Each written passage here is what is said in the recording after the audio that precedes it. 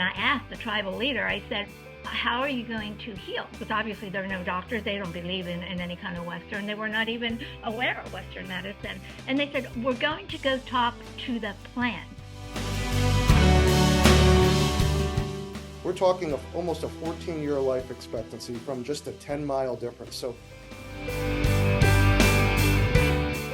as it so happens, there's a lot of Greek food and restaurants around Darlington, and that is one of the contributing factors to better health in the city. So if we do not teach our children the commitment towards parents, towards friends, towards siblings, how could it be towards a partner? I don't see much commitment in most people because, hey, if it doesn't feel good, just drop it.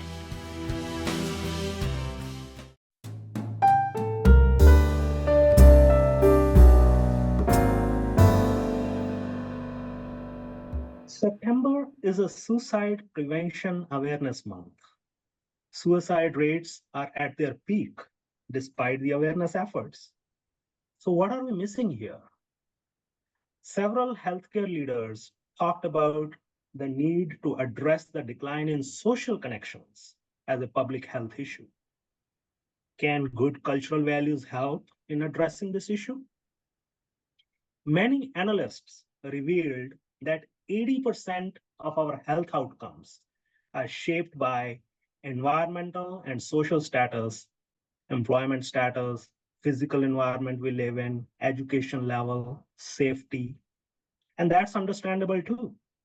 So the question is, can good cultural values improve our social status? We'll talk about all of these with our guests from healthcare industry today. Friends, this is Lakshmikant, the host from Master G's Purpose DEI Lab. And with me, Azara Anna, as usual, the co-host from Global Peace Media. Azara, welcome. Thank you. Glad to be here.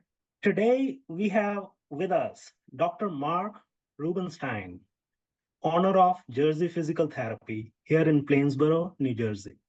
Mark is a doctor of physical therapy and is also a certified prevention and health promotion therapist. In addition to his day-to-day practice, he has been very active in providing health coaching and wellness education through his Jersey Live Well initiative. Mark, welcome. thanks for having me, Lakshmi. It's a pleasure to be here with all of you. We also have Dr. Noemi Garg, a resident in internal medicine at MedStar Georgetown University School of Medicine in Washington, D.C. Noemi completed her undergrad studies from University of Michigan and her medical school from Wayne State University. Noemi also sits on our board of directors. Noemi, welcome. Hi, thank you. Excited to be part of the discussion today. So let's first hear from Mark you about your initial take on this topic, and then we can come to Noemi. Feel free to share your perspective, and Azara, you as well. Yes, this is a great topic, and I'm happy to be here to talk about it. When we're talking about mental health, it's often overlooked. We talk a lot about physical health, diseases, chronic diseases, and pain. And unfortunately, mental health, number one, it's tough to see. We know that, right? But it's also a lot of people, it's don't have either someone to open up to, or they feel uncomfortable to do that. So, it's hard you can't see mental health, very, very easily. But the way, there's a lot of methods and strategies on ways to promote good mental health. So we know it's an epidemic in our country. We know the suicide epidemic is huge. The loneliness and isolation, the CDC has deemed these public health threats. So we have to look towards innovative solutions in the community to try to address these upstream. And I think that's a word that I like to use because, we always want to get to the roots of health, and we can't just treat the symptoms. We want to get upstream and identify the roots. And part of that is why we're here today. Yeah, I definitely agree. Mental health is a huge topic. And I think a lot of what affects it is also the cultures we have grown up in, individual cultures that patients come from, that physicians come from. A lot of what gets talked about is how a patient's culture affects their total health, including mental and physical. But what we talk about far less is how physicians are often affected by their own cultural values as well as they provide care. A big part of, as a trainee in medicine, a big part of our training involves recognizing our own biases so that we can provide equitable care. Going through medical school, we learn so much about diseases, pathology, and how certain cultures have higher rates of diseases compared to others. And then suddenly, before stepping into clinical care, we go through a series of training measures to help us eliminate our biases. Most recently, things that are getting talked about are race-based clinical algorithms, such as the GFR, which you can often see in your lab work. It's a measure of kidney function and how historically race-based adjustments have been applied with a coefficient for certain cultures and races. And now we're moving towards more personalized, individual-based patient care. And I think that's really important. Well, equity in healthcare has become a big topic, a huge topic. I'm not sure I can really do it justice in just one show, but I can talk about my own cultural background, having been born in a very small town in Italy, in Sicily, actually, growing up with the Mediterranean diet, growing up in a family that believed that food was their medicine, medicine was their food. So that tradition I saw brought about a very healthy town where people in that town were not suffering from mental issues of any kind because they had family connections, they had religious connection, community connections, connection all over the place. And in my travels around the world, when I see that a society has those types of connections, they are much healthier than I see people here in America. In America, we are considered the least healthy westernized country in the world right now because we have gotten away both mentally and physically from our traditions of good lifestyle, good food, good parenting, good community, and good cultural connections. So yes, I can talk about all my experiences everywhere else, but it all comes down to how did you grow up? What were you eating? How was your family treating you? What were your connections in the community? And in this globalized world and in this globalized society right now, where we have so many so-called migrants, or the politically correct word is newcomers, how are we going to manage our healthcare in the future? That is a huge question. What I have seen was Asian American suicide rates are lowest in America. And I'm not talking about a race specific, but just a data, right? And also looked at the Native American communities that participate in cultural events and traditional healing methods. I think that's what, Zara, you were leaning towards, have reported 30% reduction in suicide rates. So pretty interesting statistics.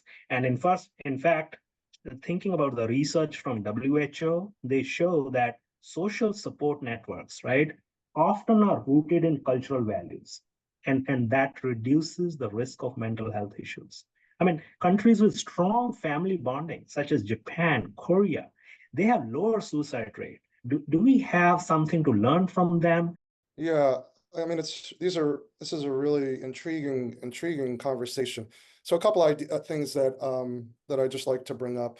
Number one is, Noemi was bringing up, a lot of the social determinants, one of health, and one of those is economics. And if you just look locally, we live in Plainsboro, a very, wealthy town.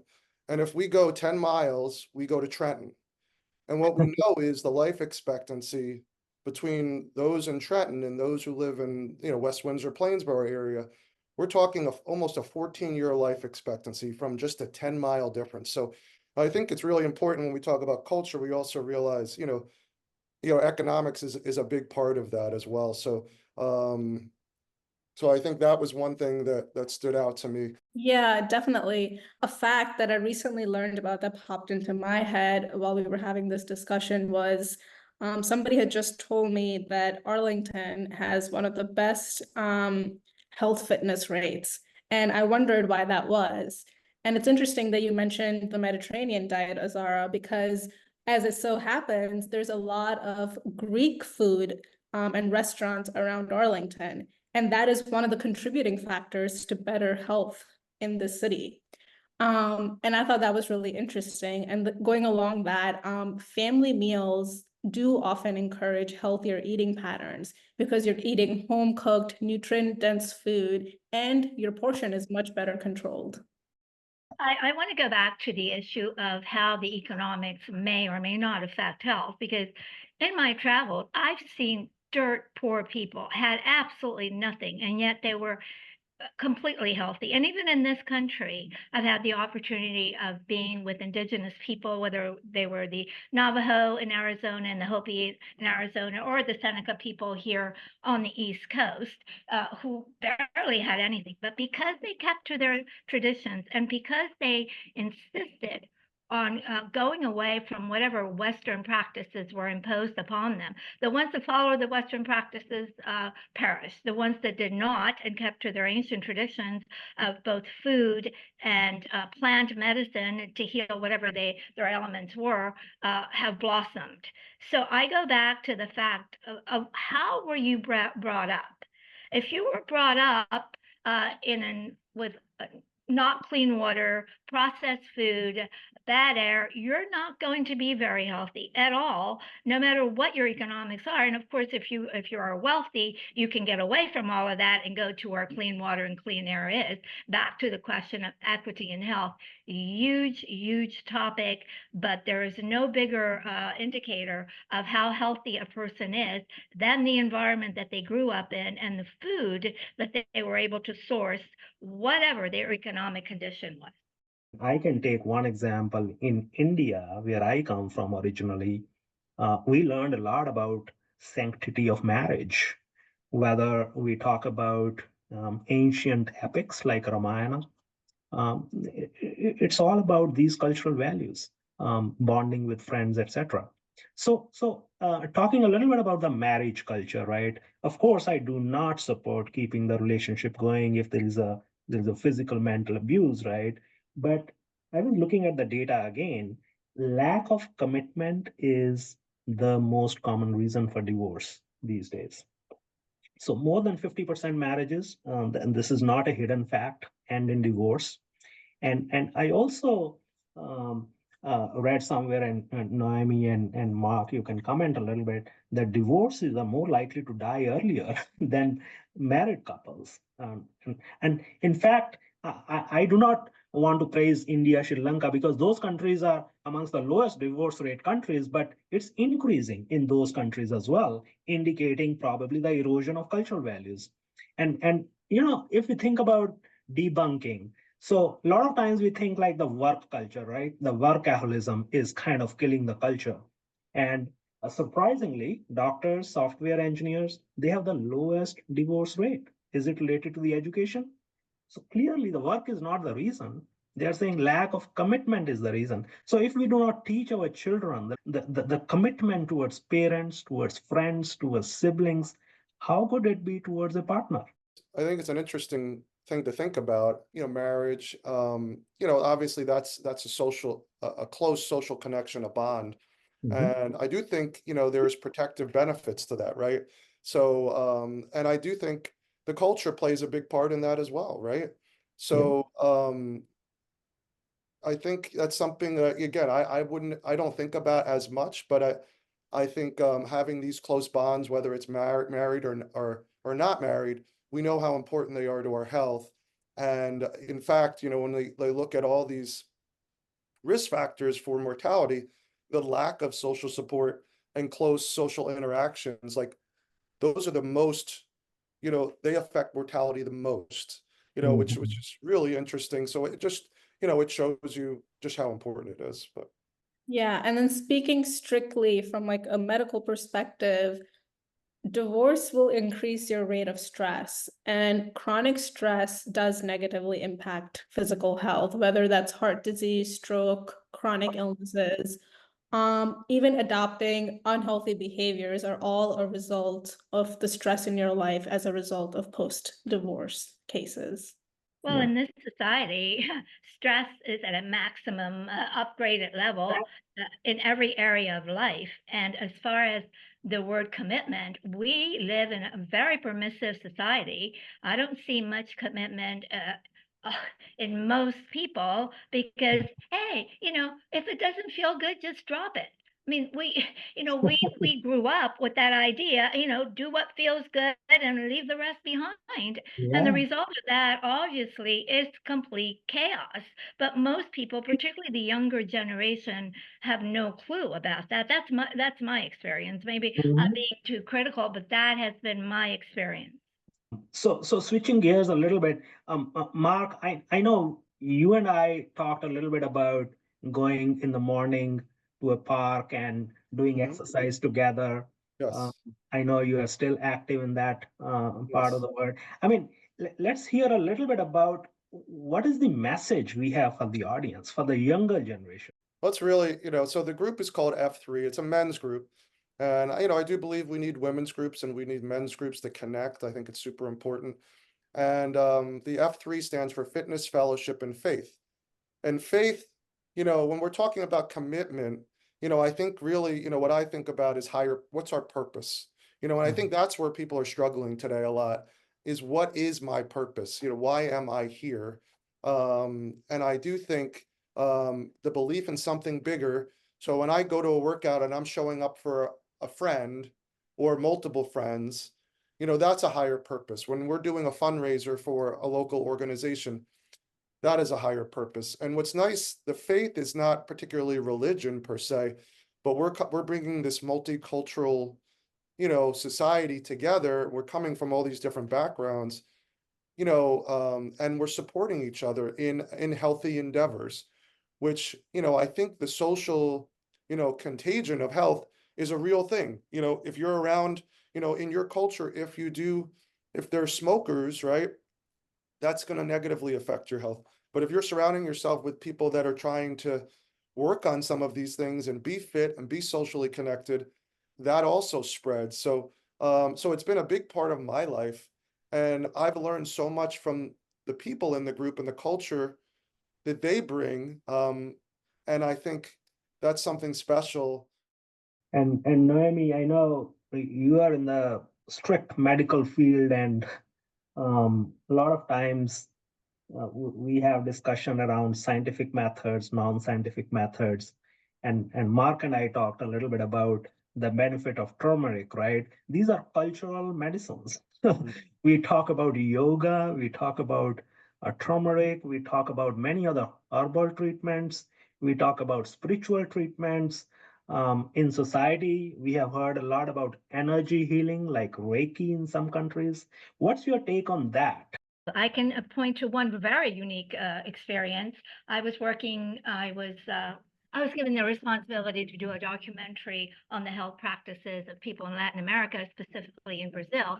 And in Brazil, the tradition there is that if you consult a traditional doctor, you also, more importantly, consult the alternative doctor or whatever culture you grew up in, whether it was a religious belief, whether it was whatever it was, whether it was psychic, whatever it was. And we were given permission to go to a place that no other camera crew had gone before, which is an untouched tribe in the Amazon, deep in the Amazon jungle. And here is how these people live their lives. They were very, very healthy people. That's what I saw.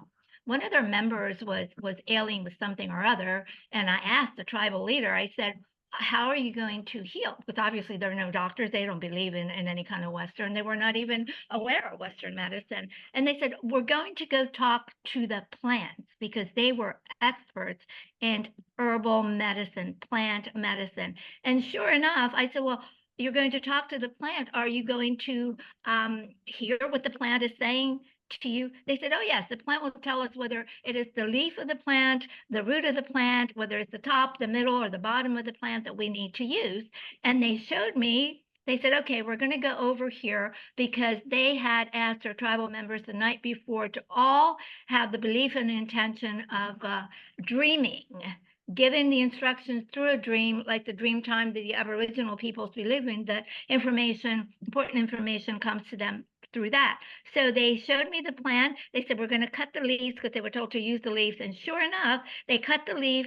They gave it to this gentleman who was experiencing horrific abdominal cramps and all of that. And within an hour, I swear to you guys, within an hour, this guy's symptoms all disappear. So my point here is that we should not discount the heritage, the cultural heritage of the medicines that have been used effectively for thousands and thousands of years. And I think a lot of that knowledge is coming back. I know in my own tradition, I can't even tell you, I'm very healthy, thank goodness, but because I've kept to my traditions, I was taught herbal medicine, and it would never occur to me if I had some minor element the first thing to do would be to go to a pharmacy or a doctor, because I have another way of dealing with it. And the healthiest people, I have to tell you, except for emergency medicine, of course, you know, if you're going to break an arm or whatever, that kind of emergency situation, you go to a hospital.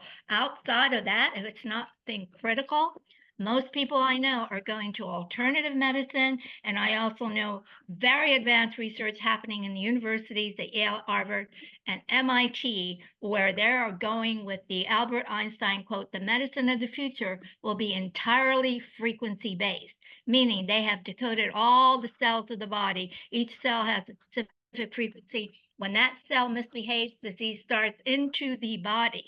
And now they are trying to put together, you know, specific frequencies to directly go to that cell that's not functioning well. So that is an exciting field in the future of medicine that I like to bring forth here. I think traditional medicine is becoming is a huge part of healthcare. And my biggest takeaway is you should share your traditional medicine, your herbal remedies, all the things that you have grown up doing with your physicians, because ultimately our goal is to work within your cultural goals to help improve health outcomes. And having those traditional medicine practices also brings about a sense of purpose, which we were talking about earlier. And having purpose is always linked to better mental health and emotional resilience. Yeah, that's excellent points from everyone. And you know, sometimes people will ask, you know, well, what do you think about acupuncture? What about this? And you know what? Sometimes, you know, the honest answer is just like you have to, you know, validate if it's part of their culture and say, you know, listen, I may not know everything about this. Why don't you give it a try? And then let's see how you're doing with it. Like, obviously, like you don't want to do every Eastern approach without kind of seeing how you're doing with it, because not everyone will respond well to everything. But I think encouraging people to try different things and analyze the outcomes, you know, because we don't know everything. This is the thing, whether it's, in medicine today, we don't know how someone's going to respond to some of these things. But anecdotally, like we've all heard, you know, experiences of people that have tried some of these things and have had excellent outcomes. And we know a lot of that is sometimes even based on what you believe. So if you believe that you're going to get better with herbal medicine, that's almost, you know, that can give you like, you know, just, you know, some sort of effect right away. Yeah, So, magic. you know, I think being open and not judgmental, you know, in a cultural sense, I think is absolutely key to be a provider today, because we don't have all the answers and we want people to be healthy. So we should encourage them to, you know, in a way, experiment with different things. And as long as it's not, you know, going to cause them any harm, to see how they respond, you know, to those things. I think it's a very fluid conversation when I see patients who want to talk about traditional medicine, herbal remedies. So many studies have proven the effects of turmeric, ginseng, all of those different remedies. But like I said, it's a discussion. There have been patients, cancer patients, who have come to me saying, I want to try juicing before I want to go for chemotherapy. So there's a balance that needs to be achieved whenever we have these topics of conversation. As you all know, the purpose of our podcast is to reach the younger generation, right? To help them achieve better career outcomes, health outcomes, general cultural outcomes, and also for the parents. So if you want to say one or two things, Mark, Noemi, Zara, what would you say? I think, again, we talked about the word upstream. How do we get upstream and you know, start to build health at the youngest age possible. I do think something that might, is something we need to invest more in is mentoring. I think mentoring is something that I think we all have had mentors in our lives. And, listen, parents can be mentors, but also it's nice to have people outside of our parents that can mentor the younger generation, because I just think, not only does that help the mentor, the mentee, it helps the mentor as well. So I think, that's this intergenerational culture, I think that we're talking about here. A framework that I was taught, I didn't come up with it, but is these elements of health. And I think, all of these we have to think about, because it's not just our food that impacts our health, right? It's our movement, it's our sleep, it's our resilience, like Noemi said, and it's the social connection. So those are the 5 elements that I was taught, in this lifestyle medicine approach, that, you know, as a framework. So the whole question is, like, how do we build all those things in our youth? I think the issues of how do we keep ourselves healthy, how do we get to the younger generation deserves more than one show, because we have massive problems in this society, and young people who are on social media and watching major media, a parade of junk foods across the screen. Unless we try to mitigate that, we're not going to be very successful, because I go back to what is it that promotes both good mental and physical health. And it's, again, faith, food, family, traditions, all of that. Again, I'm going to go back to Socrates' dictum: you are what, let medicine be your food, and let food be your medicine. You are literally what you eat. No, I totally agree with everything that we're saying. And I think we can always leverage digital platforms, create engaging, shareable content. We have done a lot of infographics when we were in medical school along those lines. But my biggest message, I think, is do not neglect your cultural beliefs. They're often going to shape your health. So with that, we will wrap up the podcast today. The key themes I heard from our guests: mentoring, social connection, familial values, debunking some of the myths, respecting cultural values of not only ourselves, but of all others in the community. In the United States, we have many, many, many cultures living in. And that's our message to the community. With that, I thank you, the guests, Mark Rubenstein and Noemi Garg, taking your time out. You are doctors, and I know you are very, very busy. So thank you again, Zara. Thank you, as always, for being the co-host, and we'll meet again soon. Thank you so much for having us. Thank you so much. Thank you. Bye-bye.